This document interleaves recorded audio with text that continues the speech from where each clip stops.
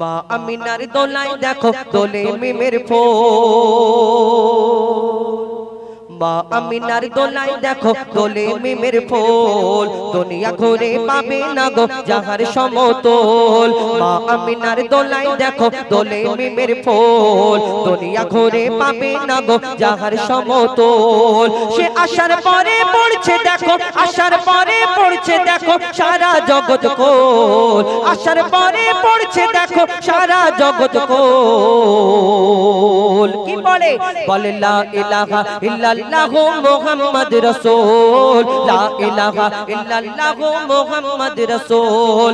মা আমিনার দোলায় দেখো দোলে মিমের ফুল, দুনিয়া ঘুরে পাবে না গো যাহার সমতল।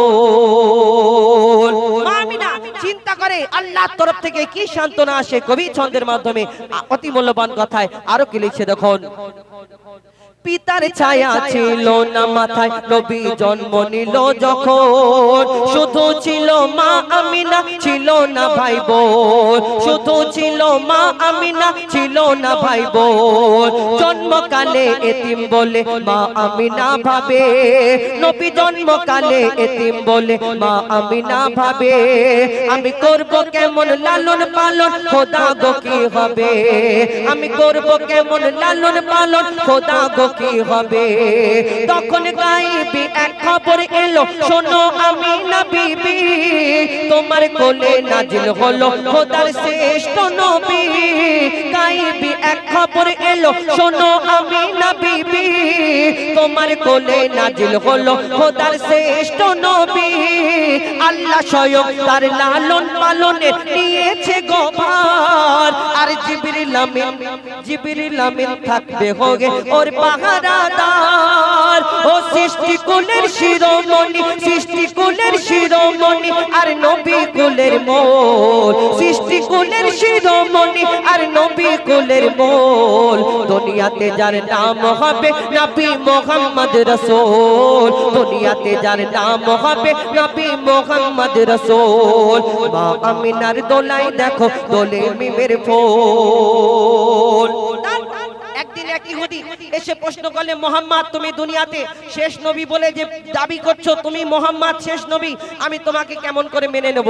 কেন তোমার আগে অন্যান্য অনেক নবীরা দুনিয়াতে এসেছে, তাদের অনেক মজেজা আমরা শুনেছি। কেউ মুর্দাকে জিন্দা করে দেখিয়েছে, কারোর আশা বাড়ির কামাল ছিল, কেউ পশু পাখির ভাষা বুঝতে পারতো, কিন্তু তুমি মোহাম্মদ তোমাকে আমি নবী বলে মেনে নেব। আমি তোমার কাছে একটা পরীক্ষা করতে চাই। কি পরীক্ষা?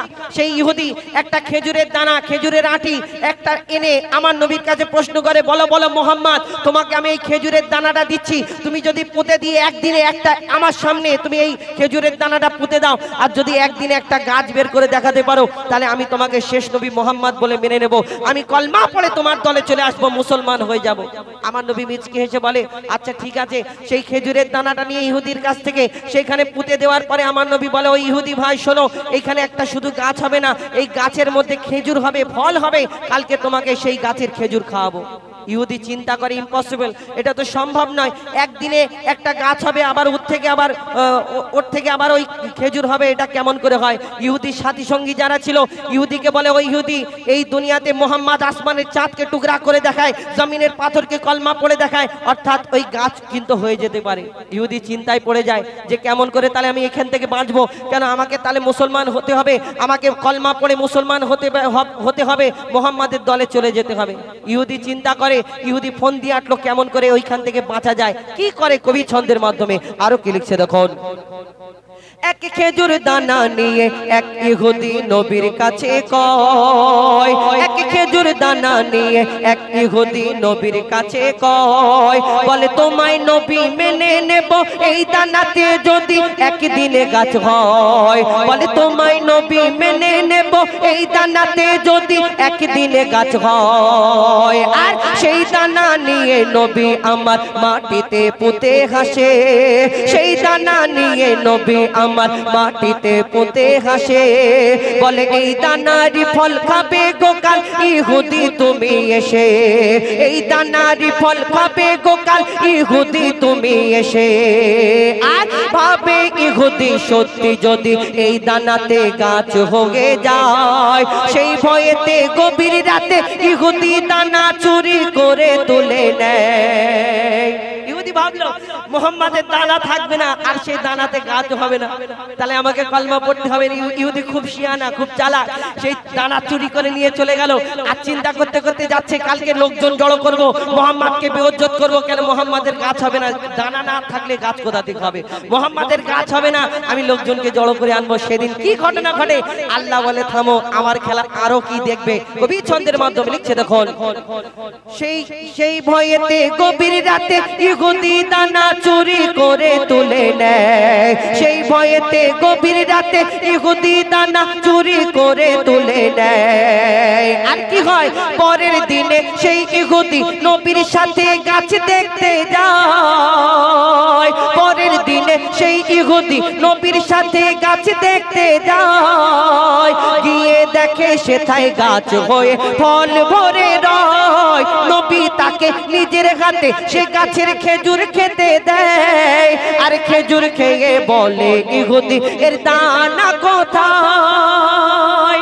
মুহাম্মদ শেষ প্রশ্ন, তুমি তোমার গাছ হয়েছে, খেজুর হয়েছে, খেজুর আমাকে খেতে দিয়েছো, কিন্তু আমার একটা প্রশ্ন তুমি উত্তর দিয়ে দাও মুহাম্মদ, আমি মেনে নেব। তাহলে কি উত্তর? যে তুমি এই দুনিয়াতে আরবের বুকে কত খেজুর গাছ আছে, কত খেজুর আছে, কত রকমের খেজুর, সব খেজুরের মধ্যে দানা থাকে, আটি থাকে, কিন্তু তুমি যে খেজুরটা আমাকে দিলে খেতে, এই খেজুরের মধ্যে দানা নেই কেন, বিনা দানার খেজুর কেন, কি করে হলো?